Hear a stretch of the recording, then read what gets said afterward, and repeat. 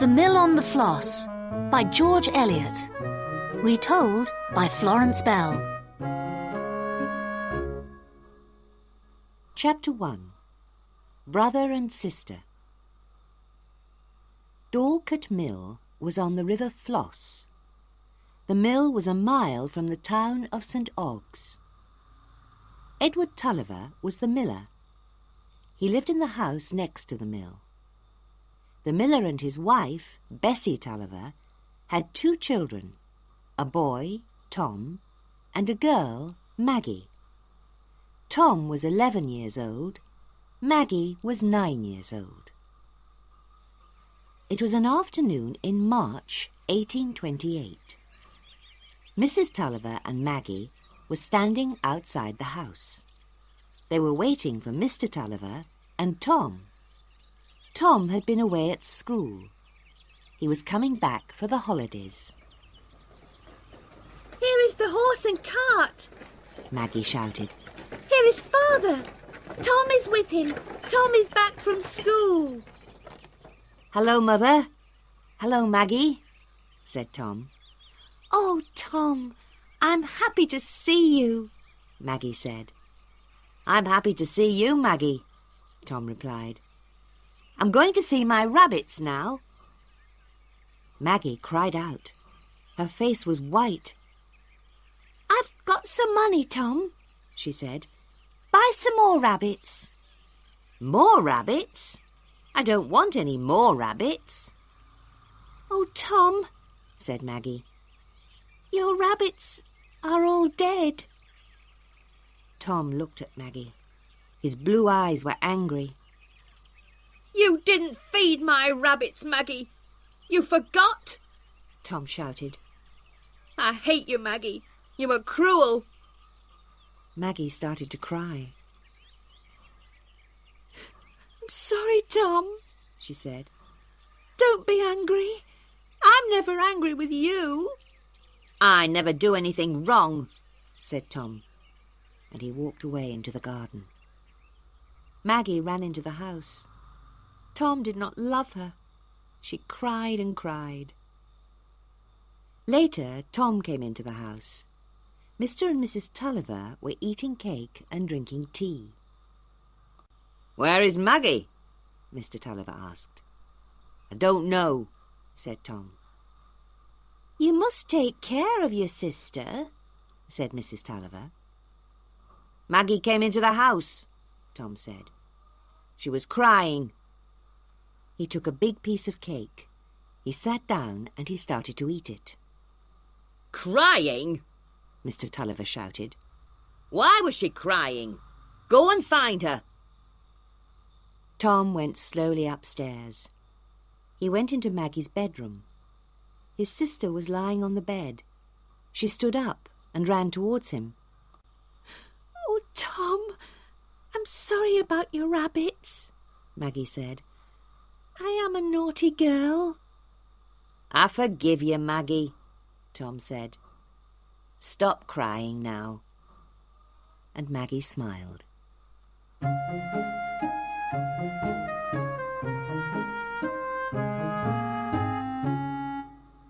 Chapter 2. Maggie cuts her hair. 10 days later, Mrs. Tulliver's married sisters came to dinner at Dorlcote Mill. Their husbands, Mr. Glegg and Mr. Dean, came with them, and Mr. and Mrs. Dean brought their daughter, Lucy. Maggie kissed her little cousin. Lucy Dean was 7 years old. She had pretty fair hair. Maggie's hair was dark and untidy. Everybody sat down at the table. "Maggie's hair is always untidy," Mrs. Tulliver said. "What can I do?" "Cut her hair shorter," replied Mrs. Glegg. "Go and brush your hair, Maggie," said Mrs. Tulliver. "Go quickly. We are going to eat dinner now." Then Maggie had an idea. She spoke to her brother. "Come upstairs with me, Tom," she said quietly. Maggie and Tom went upstairs. They went into their mother's bedroom. Maggie picked up a pair of scissors. "What are you going to do, Maggie?" Tom asked.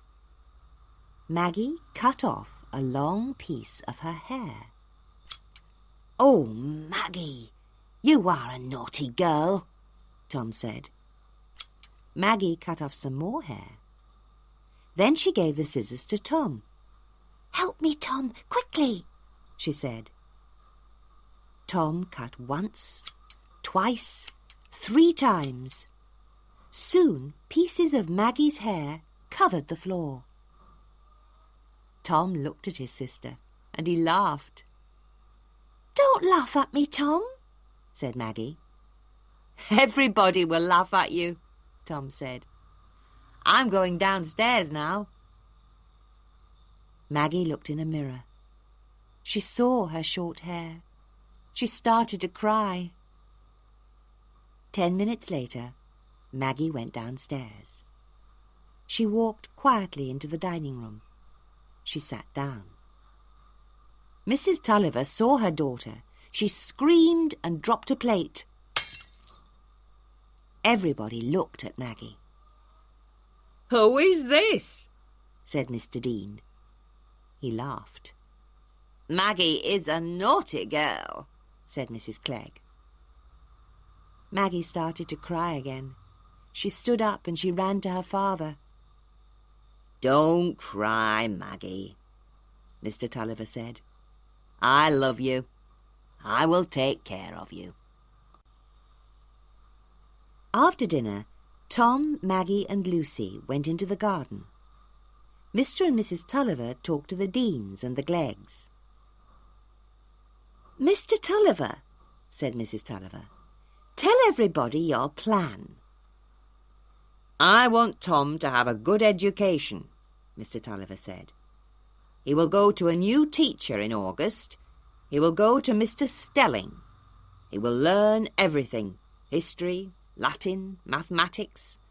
"Tom doesn't need Latin," Mrs. Glegg said. "He is going to be a miller." "He is not going to be a miller," Mr. Tulliver replied.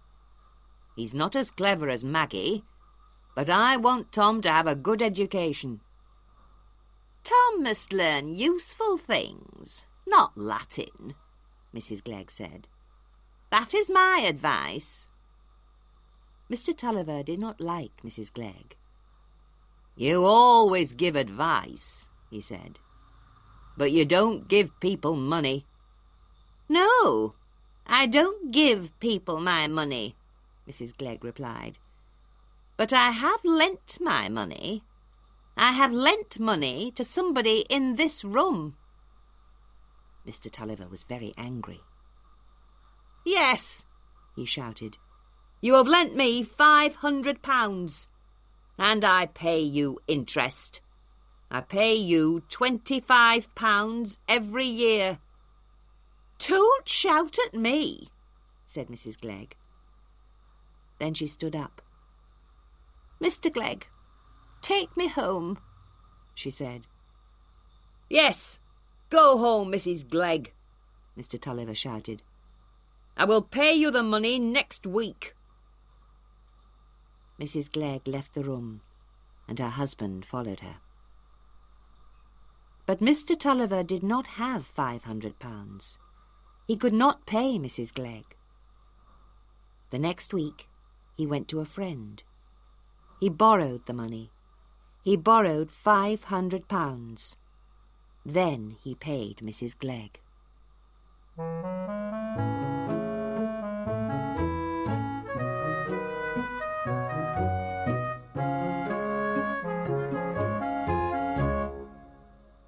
Chapter 3. Mr. Stelling's School. In August 1828, Tom went to live at Mr. Stelling's school. Tom was lonely and unhappy. The work was very difficult. The school was at King's Lorton. It was many miles from St. Ogg's. Tom did not go back to Dorlcote Mill until December. Tom went back to the mill for the Christmas holiday. He spoke to his father. "Why must I learn Latin?" Tom asked. "I hate Latin. My Uncle Dean is a rich businessman. He did not learn Latin." "You must learn Latin, Tom," Mr. Tulliver said. "Then you can learn about the law. Our neighbour wants to take water from the River Floss. He wants the water for his land, but I need the water for the mill." "There will be a lawsuit," Mr. Tulliver said. "Our neighbour is wrong. We will fight our neighbour in the law court. You must learn about the law, Tom. Then you can help me in the law court." "Lawyer Wakeham will speak for our neighbour," Mr. Tulliver said. "He will speak in the law court. Wakeham is a very bad man. I hate him." "Mr. Wakeham's son, Philip, will go to Mr. Stelling's school," said Tom. "He is going to study with Mr. Stelling too. He will be at the school after Christmas." "Philip Wakeham is a thin, weak boy," Mr. Tulliver said. "He is clever, but you are as clever as him." So, after Christmas, Tom went back to Mr. Stelling's school. When Tom arrived, a boy with a sad face was standing in the library. The boy was thin, and he had a twisted back.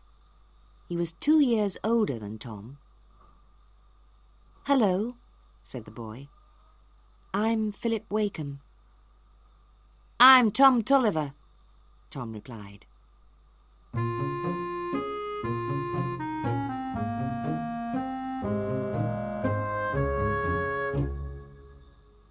Chapter 4. Philip Wakeham. In 1830, Tom Tulliver was 13 years old. He had been living at Mr. Stelling's school for 2 years. Every day he had to study for many hours. Tom was not clever. The work was difficult for him. Philip Wakeham was very clever. The work was not difficult for him. Maggie often wrote letters to Tom. Maggie was 11 years old. She was clever. In her letters, she told Tom all the news. She told him about Dorlcote Mill and about the town of St. Ogg's. And Tom often wrote letters to Maggie. One day he wrote, "Dear Maggie, I want to see you. Come and visit me. Mr. Stelling is a kind man. You can stay for a few days. Please come soon. Your loving brother, Tom." Maggie wrote to Tom. She was going to visit him soon. Tom was very happy. 2 days before Maggie's visit, Tom found an old sword in Mr. Stelling's house. The sword was heavy and sharp. Tom was very pleased. "I will show this sword to Maggie. It will frighten her," he thought. It was afternoon. Maggie was staying at Mr. Stelling's school. The boys were in the library. They were reading their books. Maggie sat by the fire. She looked at Philip Wakeham. "He is a kind boy," she thought, "but he is sad." And Philip looked at Maggie. "She has beautiful dark eyes," he thought. "She is a kind and gentle girl." At last, Tom closed his book. "Come upstairs with me, Maggie," he said. "I've got a secret." Tom and Maggie went upstairs to an empty room. "Turn round and shut your eyes," Tom said. Maggie shut her eyes for a few moments. Then she opened them. Tom was holding a sword. Look, Maggie, he said. I'm a soldier. 1, 2, 3. Oh, Tom, Maggie said. I'm frightened. Be careful. Suddenly, Tom moved the sword quickly, but he was not careful. He cut his foot with the sword. Oh! He shouted. Then he fell onto the floor. Tom's dead! Maggie shouted. Tom's dead! Tom was not dead, but his foot was badly hurt. Tom had to stay in bed. Maggie took care of him. She stayed at the school for a week. One afternoon, Tom was asleep. Maggie and Philip were sitting in the library. Maggie, I do not have a sister, Philip said quietly. Will you be my sister? I love you, Maggie. I love my brother, Maggie replied. But I love you too, Philip. I am going away to school soon. I will not see you again. I will never forget you, Maggie, Philip said. I will never forget your beautiful dark eyes. Thank you, said Maggie, and she kissed Philip quickly.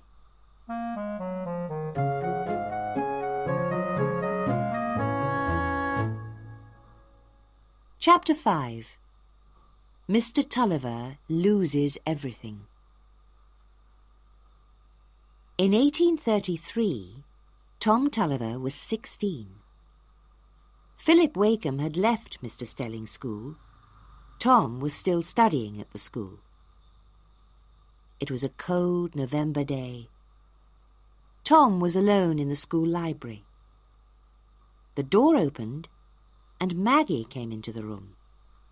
She was as tall as Tom, and she was very beautiful. Maggie, Tom said, why are you here?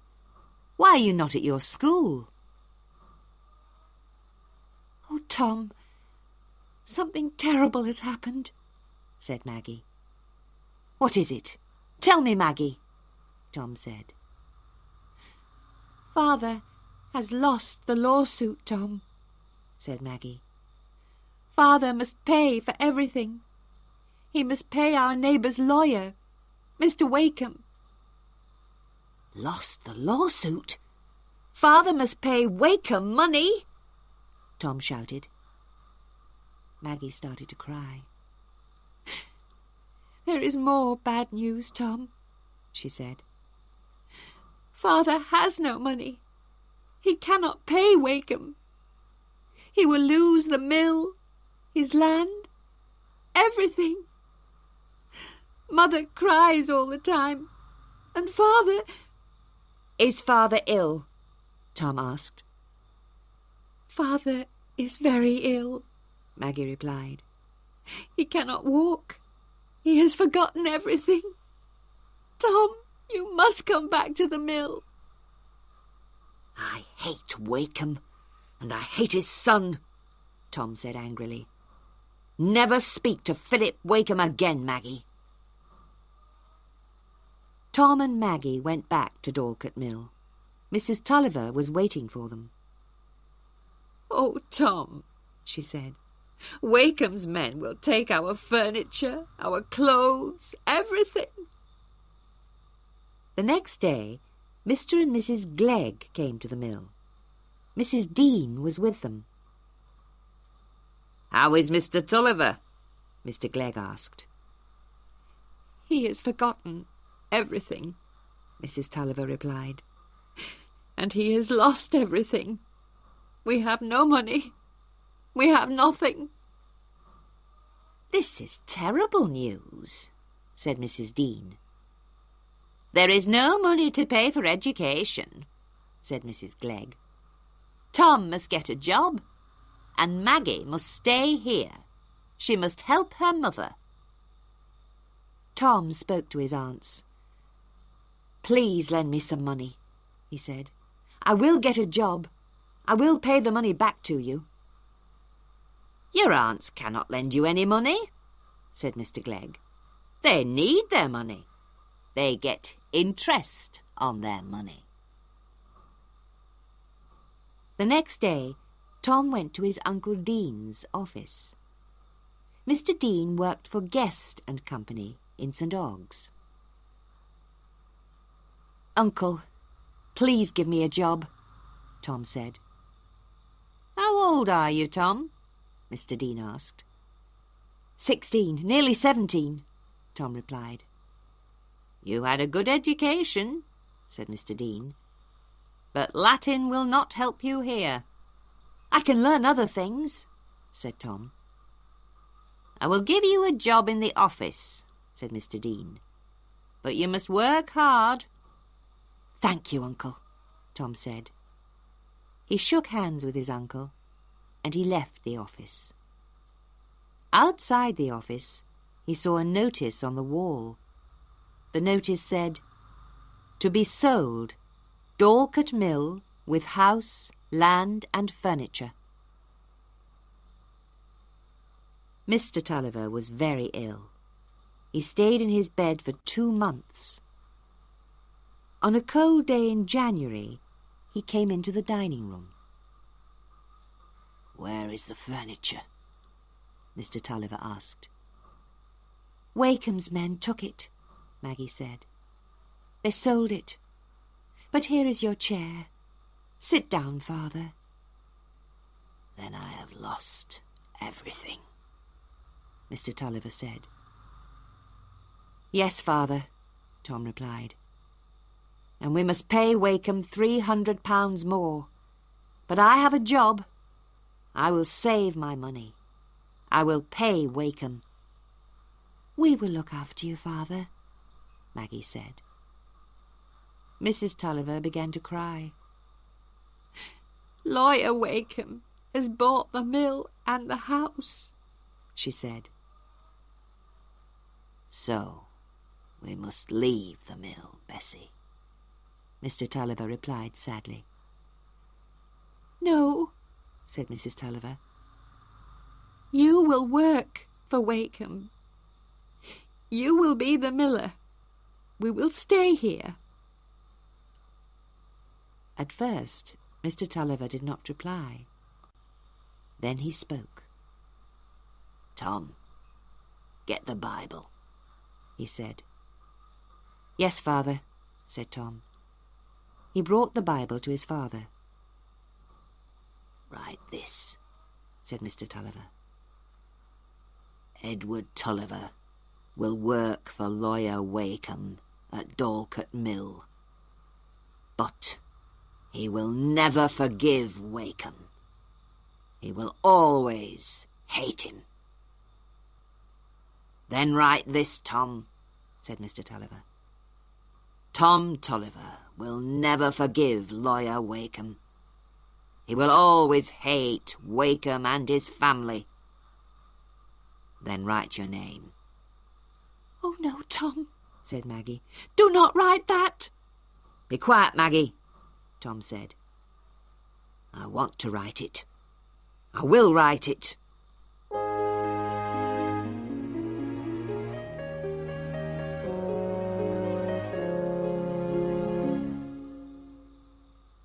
Chapter 6. The Red Deeps. For a few years, the Tullivers' lives were difficult. Mr. Tulliver hated Lawyer Wakem, but he had to work for the lawyer. Tom worked for Guest and Company in St. Ogg's. Tom saved all his money. Maggie stayed in the house. She helped her mother. One day, in June 1837, Maggie's life changed. That afternoon, she was very tired. "I will walk to the Red Deeps," she thought. "I will be alone there." The Red Deeps was a beautiful, quiet place. There were many tall trees there. The grass was soft, and the earth on the ground was red. Maggie liked the Red Deeps. Maggie walked slowly under the trees. But she was not alone. Philip Wakem was in the Red Deeps too. Maggie had not seen Philip for 5 years. "Philip, why are you here?" Maggie asked. "I saw you leaving Dorset Mill," Philip replied. "I followed you. I have never forgotten you, Maggie. You are beautiful." "Am I beautiful, Philip?" Maggie said. "I am not beautiful. I am very unhappy." "I am unhappy too, Maggie," Philip said. "I am a man now, but I will never be tall and strong. My back will always be twisted." "Oh, Philip, that is not important," Maggie said. "Will we meet again?" Philip asked. "Will you be my friend?" "No, Philip," Maggie said. "We must not meet again. We must not be friends. I must go now. Goodbye." And Maggie walked away quickly. "I will come here again," Philip thought. "I want to meet Maggie. I want to be her friend." Philip walked to the Red Deeps every day. Then one afternoon he saw Maggie again. They talked for a long time. After that they often met in the Red Deeps, but Maggie told nobody. Their meetings were secret. One day Philip said, "I love you, Maggie. I want to marry you." "We cannot get married," Maggie replied. "The Tullivers hate the Wakems. I love you, but I cannot marry you."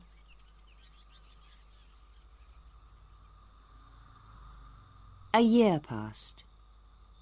One day, Tom saw Philip Wakem walking from the Red Deeps. Tom went back to the house.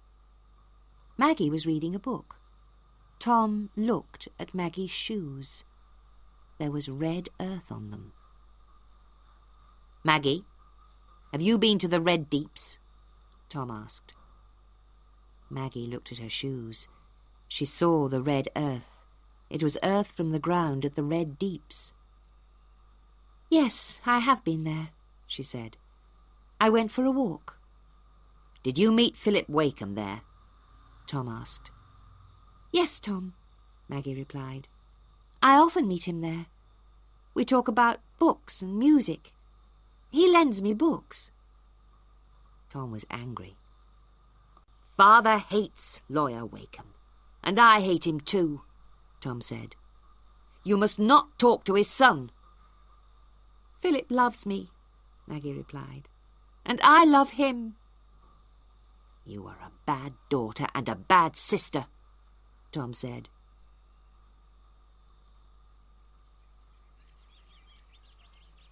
The next afternoon, Tom went with Maggie to the Red Deeps. Philip Wakem was there. He was waiting for Maggie. Philip looked at Tom. Then he looked at Maggie, and he understood everything. Tom spoke first.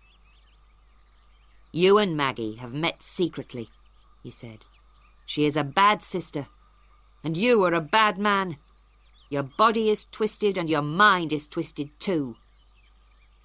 Tom went towards Philip, and he lifted his hand. "Don't write to Maggie," he said. "Don't speak to her. I'll beat you." "Tom, please stop," said Maggie. She was crying. "Forgive me, Philip," she said. "I understand, Maggie," said Philip. "You have an unkind, stupid brother. I love you, Maggie. Tom does not love you." Tom pulled Maggie's arm. "Come home, Maggie," he said angrily. Maggie touched Philip's hand. Then Philip turned away. Tom and Maggie walked back to the mill. Tom, you were cruel to Philip, Maggie said. You are very hard, Tom. You are very unkind.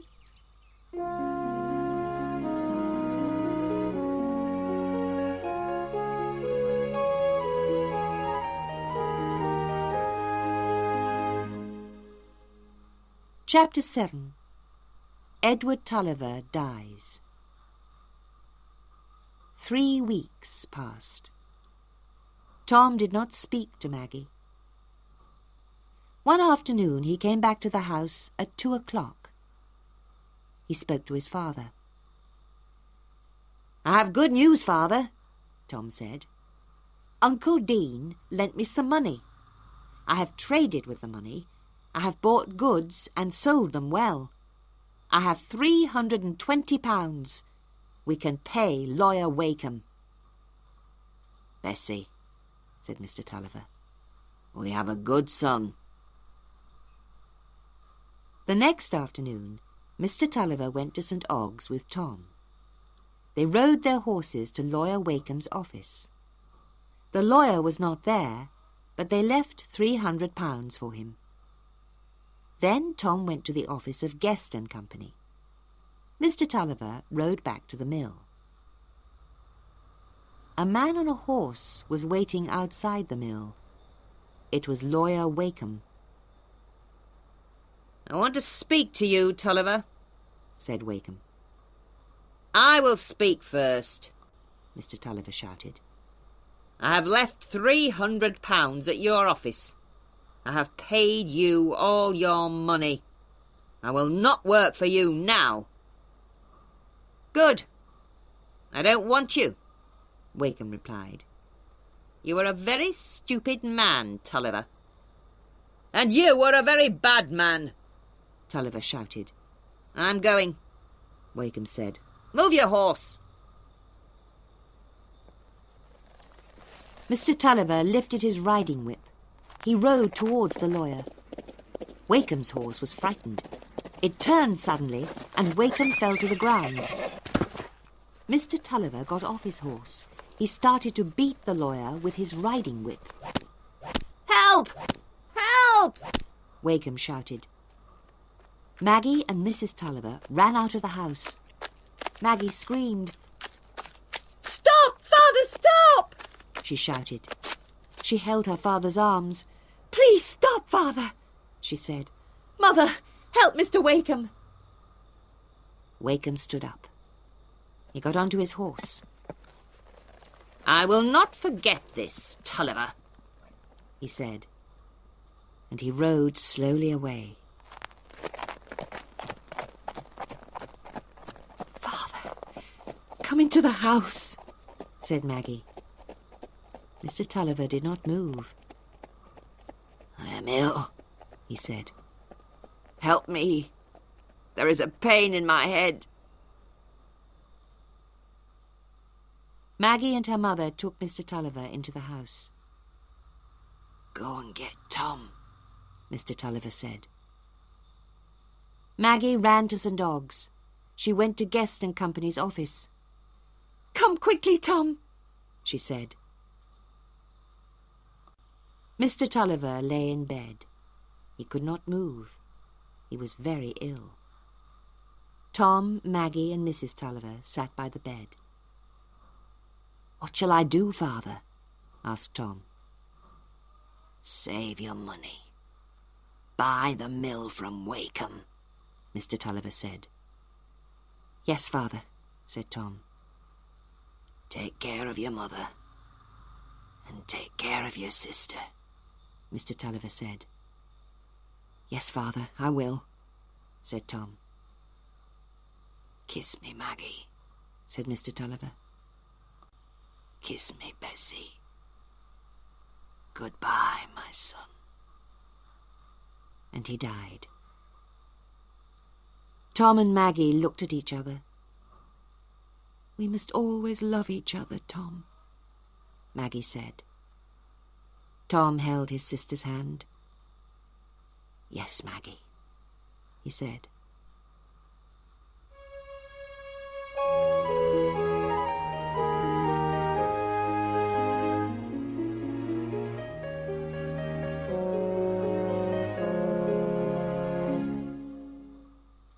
Chapter 8.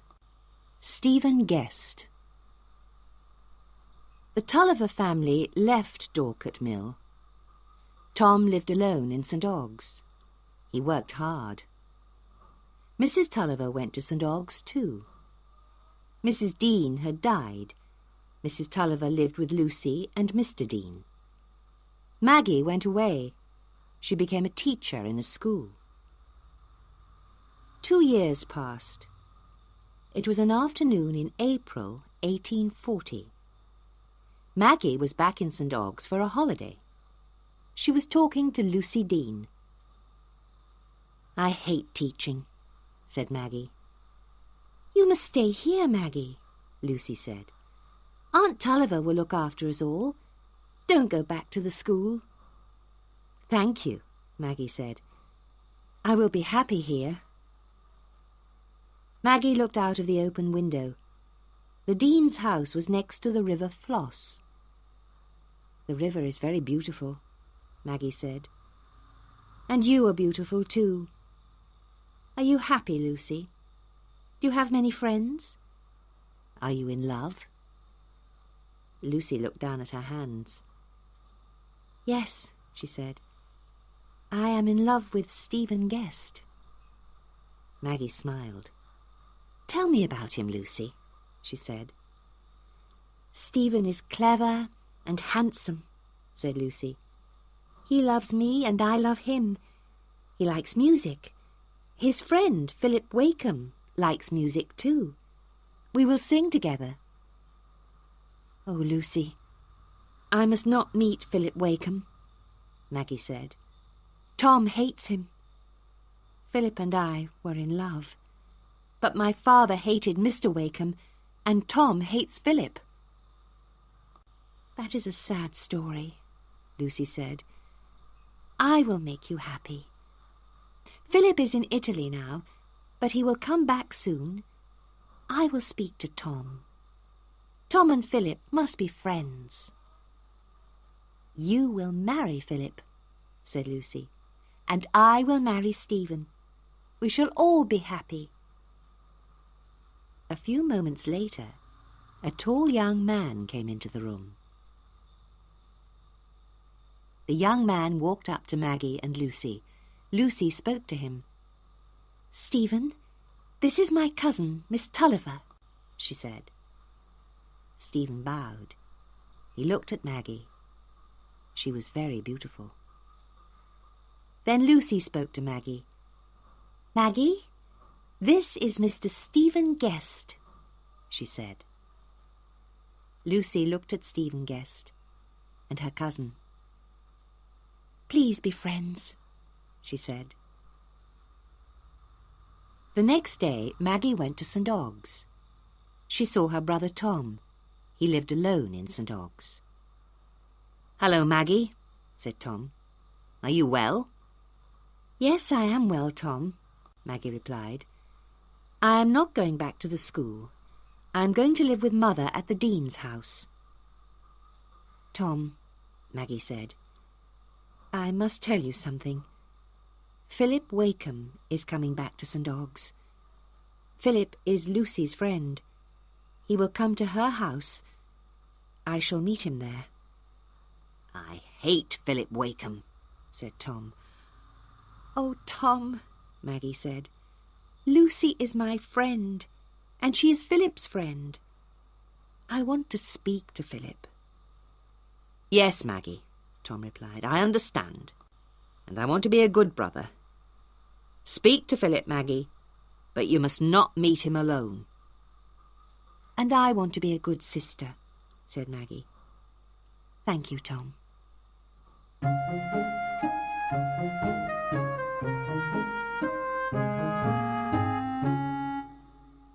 Chapter 9.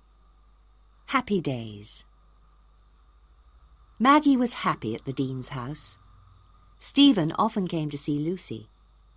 The 3 young people sometimes went in a boat on the River Floss. In the evenings, they sang together. Maggie, Lucy and Stephen laughed. They were happy. But Maggie and Stephen were starting to love each other. One evening in May, Maggie was sitting in the garden. She was reading a book. She heard a sound and she looked towards the river. Stephen was getting out of a boat. He walked towards her. "Good evening, Miss Tulliver," said Stephen. He held up some papers. "I've brought these songs for Lucy," he said. "Lucy is not here," Maggie said. "We will not sing tonight." "Philip Wakem has come to St. Ogg's," Stephen said. "I saw him this morning. He will come here tomorrow." Maggie's book fell to the ground. Stephen quickly picked it up. He gave the book to Maggie. Stephen's fingers touched Maggie's fingers. They looked at each other. "I must go," Stephen said. "Please stay," said Maggie. "No, Maggie." "Will you give Lucy the songs?" "Yes." "And Philip will come here tomorrow. Will you tell Lucy?" "Yes." Stephen walked away. He got into his boat. Oh, why did Maggie come to St. Ogg's? Stephen thought. I love her. I must not meet her alone. The next morning, Philip Wakem came to the Dean's house. Maggie was alone. She said, "I have spoken to Tom. We shall be friends, Philip." And she smiled at him. A few minutes later, Lucy and Stephen came into the room. "Sing your new song, Stephen," Lucy said. "Will you play the piano, Philip?"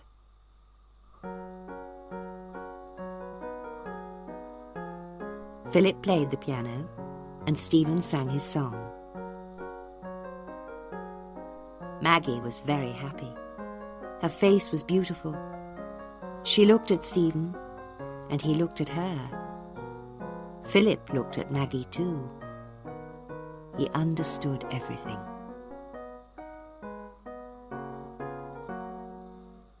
Chapter 10. I Love You.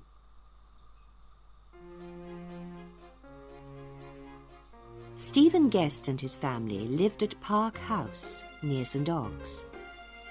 At the end of May, there was a dance at Park House. There were bright lights in the rooms. There was music. People were dancing. Stephen Guest was dancing with Lucy. She was very happy. Maggie was happy too. She loved music and dancing.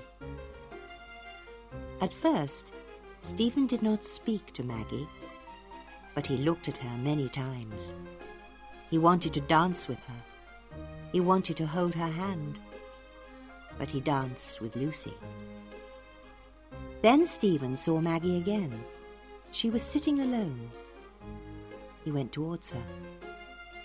Maggie looked at him and she smiled. "It is very warm here," Stephen said. "Shall we go into the garden?" Maggie stood up. Stephen held her arm. They walked together into the garden.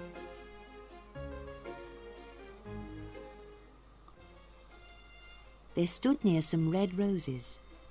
Maggie held one of the flowers. It had a sweet smell. "The flowers are very beautiful," said Maggie. Stephen did not answer. Suddenly, Stephen touched Maggie's arm. Then he kissed it, again and again. Maggie pulled her arm away. Her dark eyes were angry. "Stephen," she said, "this is wrong. You love Lucy. Please go away now. We must never meet alone again." Maggie went quickly into the house. A few minutes later, Stephen followed her. Maggie listened to the music. She talked to people. She smiled. But she did not look at Stephen Guest.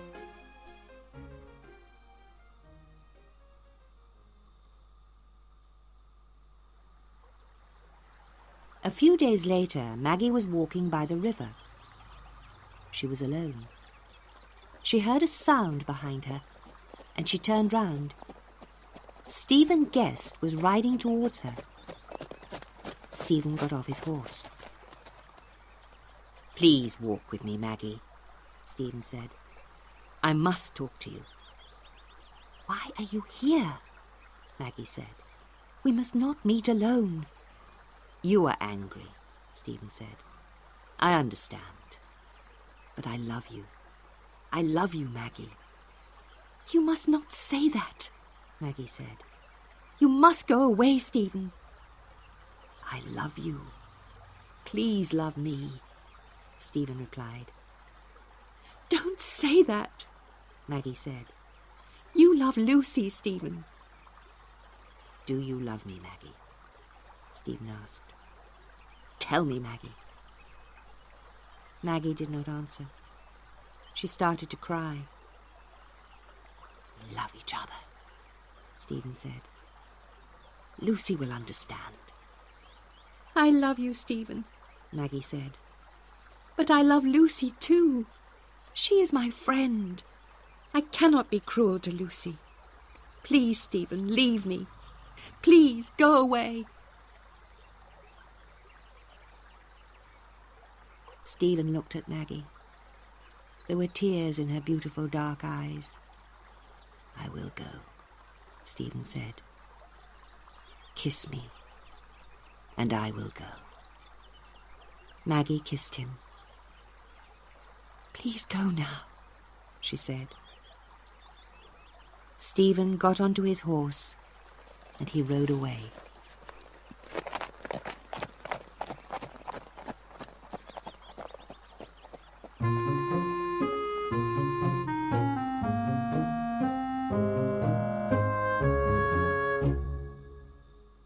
Chapter 11. The River Floss. One day in early June, Maggie and Lucy were talking. "Maggie, I have some good news," Lucy said. "My father and Mr. Guest are going to buy Dorlcote Mill. Tom will be the miller. Aunt Tulliver will live at the mill with Tom." "And Philip has told his father about you, Maggie," Lucy said. "Mr. Wakem wants to meet you. You and Philip will get married." "I am happy about the mill," Maggie said, "but I will not marry Philip. I am going to leave St. Ogg's at the end of June." "Leave St. Ogg's?" said Lucy. "Why, Maggie?" "I must work. I must get a job," Maggie replied. So Tom and Mrs. Tulliver went to live at Dorlcote Mill again. Stephen came to the Dean's house every day. Philip was often there too. In the evenings, the four young people often sang together. Stephen sang love songs. He did not sing them for Lucy. He sang them for Maggie. But Lucy did not understand. One evening in late June, Lucy said, "Let's go in the boat tomorrow. We will go down the river. We will go to Luckreth." "4 people in the boat is too many," Stephen said. "Philip, you go tomorrow with Lucy and Maggie. I will go with them the next day." "Then Maggie and I will meet you tomorrow, Philip," Lucy said. "Come at 10:30. But the next morning, Lucy had to go with her father to another town. At 10:30, Stephen Guest came into the house. Maggie was alone. "Where is Philip?" Maggie asked. "He is ill. He cannot come," Stephen replied. "Where is Lucy?" "Lucy is not here," Maggie said. "She is with her father. We cannot go without her." "Please come, Maggie," Stephen said. "You are going away soon. I will not see you again. Let's go on the river for an hour." "I will come with you for an hour, Stephen," Maggie replied. "After that, we must not be alone again." They walked down to the river and got into the boat. The sun was shining. Stephen rowed the boat and it moved quickly over the water. "Lucy will come back this afternoon," said Maggie. "We must come back before 2:00. The sun was hot. Stephen stopped rowing. The water carried the boat along. Stephen and Maggie were very happy. They did not think about the time. But much later, Maggie cried out, "We have passed Loughrea. Where are we? It is very late. What will Lucy say? We must go back." Stephen held Maggie's hand. She was crying. "Let's not go back. Let's get married," Stephen said. Maggie did not answer. She could not speak. She could not think. "We must get married, Maggie," Stephen said. "We are together now, forever." Stephen started rowing again. He did not turn the boat round. The river was wide. The water rushed past. There were no villages next to the river. Suddenly, Stephen saw a steamboat. "Look, Maggie," he said. "The steamboat is going to Mudport. We will get onto the steamboat. We will get married in Mudport." Maggie was very unhappy. Stephen and Maggie got onto the steamboat. Stephen spoke to the captain of the steamboat. "This lady, my wife, is very tired," Stephen said. "Please take us to Mudport. I will pay you well." Maggie sat down and she went to sleep. Night came. All night, Stephen sat next to Maggie.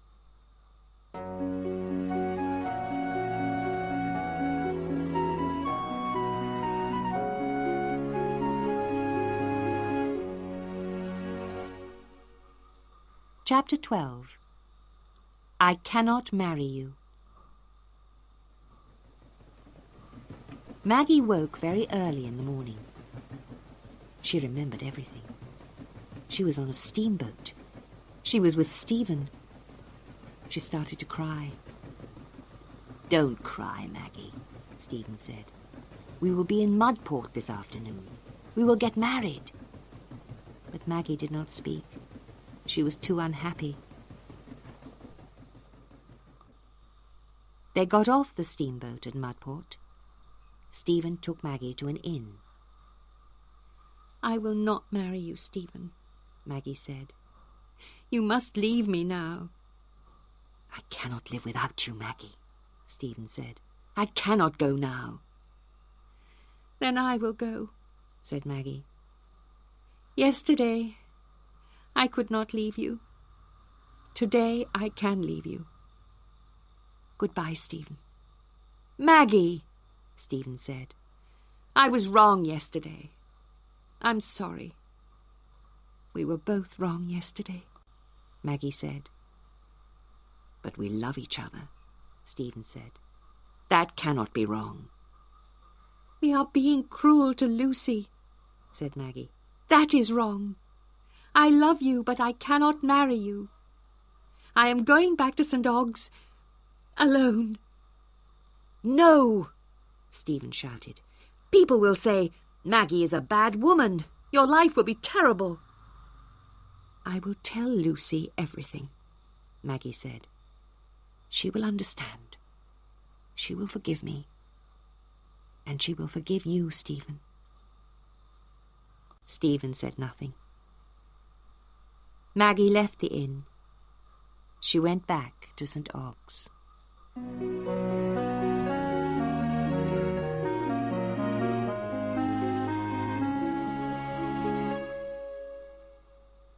Chapter 13.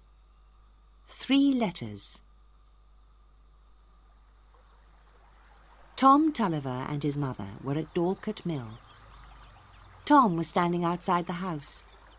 He looked down at the river. The water was rushing past. Then Tom turned towards the house. He was angry. Maggie was standing by the door. She was very unhappy. Tom. I have come back, Maggie said. You are a bad woman, Tom said. I don't want you here. Mrs. Tulliver came to the door of the house. She listened. I was wrong, Tom, Maggie said. I am sorry.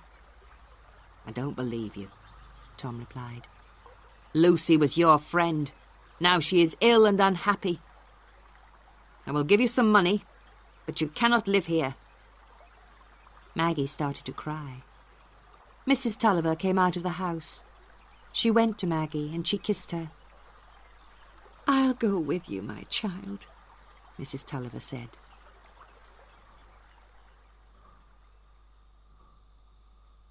Maggie and her mother went to St. Ogg's.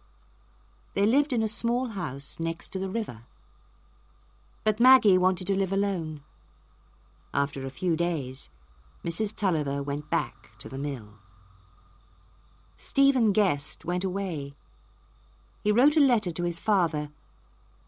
Father, I was wrong, he wrote. I loved Maggie Tulliver, and I wanted to marry her. Maggie is good. She is not a bad woman. Please show this letter to Lucy. Ask her to forgive me. Stephen. At the beginning of July, Maggie got a letter from Philip. Maggie, the letter said, you are good. You are strong. I met you 10 years ago. I loved you and you loved me. I love you now, Maggie. I shall always be your friend. Yours ever, Philip Wakem. 3 weeks later, Maggie was sitting in the house next to the river. She was sitting by a window. She was looking at the River Floss. Suddenly, someone spoke her name. She turned round. Lucy, said Maggie. Lucy went to her cousin and kissed her. I am happy to see you, Lucy, Maggie said. I am sorry about Stephen. I understand, Lucy said. You loved him, and you sent him away. That was good. You were strong. Forgive him, Lucy, Maggie said. He will come back. I have been ill, Lucy said. I'm going away, but I will come back soon, and I will visit you again. Maggie kissed her cousin. Goodbye, Maggie, Lucy said quietly.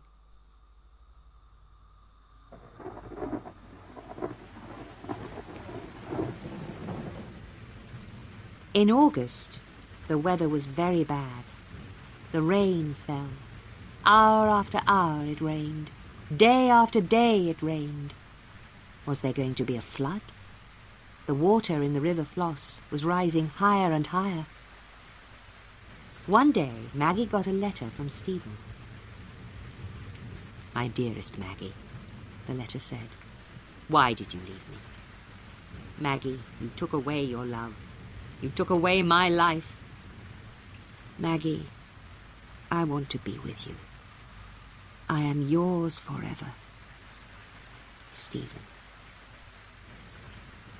Maggie was lonely and unhappy. She sat in the little house next to the River Floss. She read Stephen's letter many times. She cried and cried. Hours passed. Night came. The rain fell all night. The river rose higher and higher.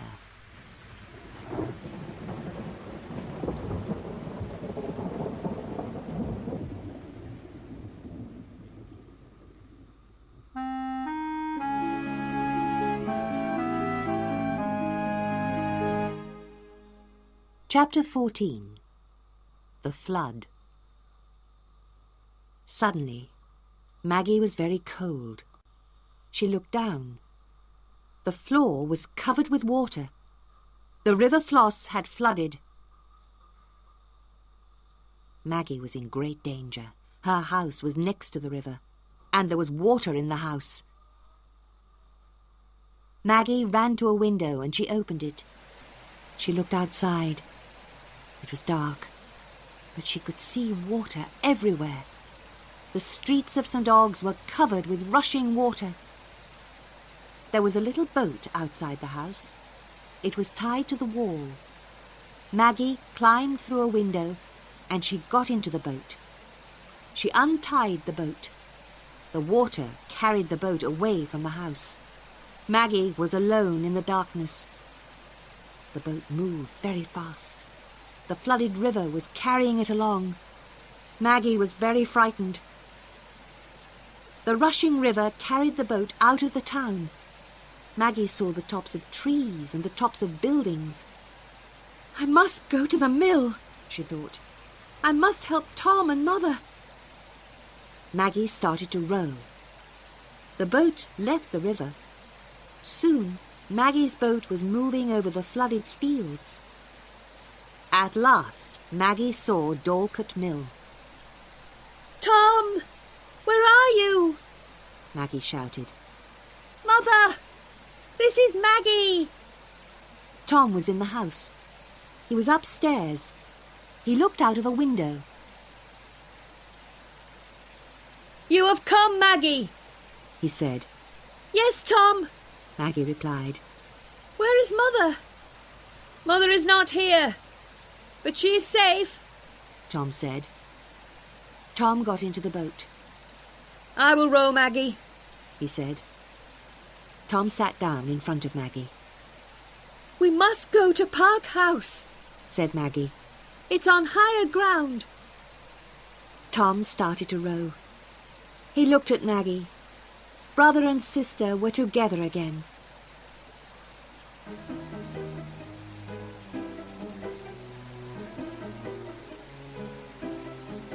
The sun was rising. Tom rowed on. Soon they were on the River Floss again. Maggie looked behind Tom. There were great trees in the rushing water. The trees were coming towards them.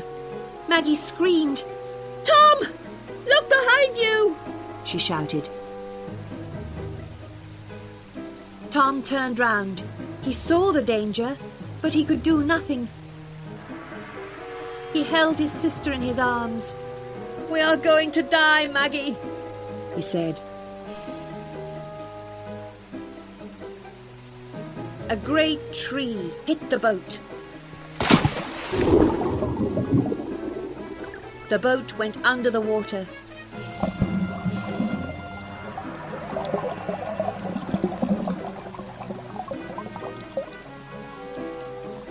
Soon the boat came up again,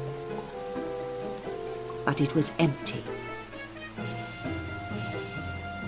Days later, some people found Tom and Maggie. They were in each other's arms. They were dead.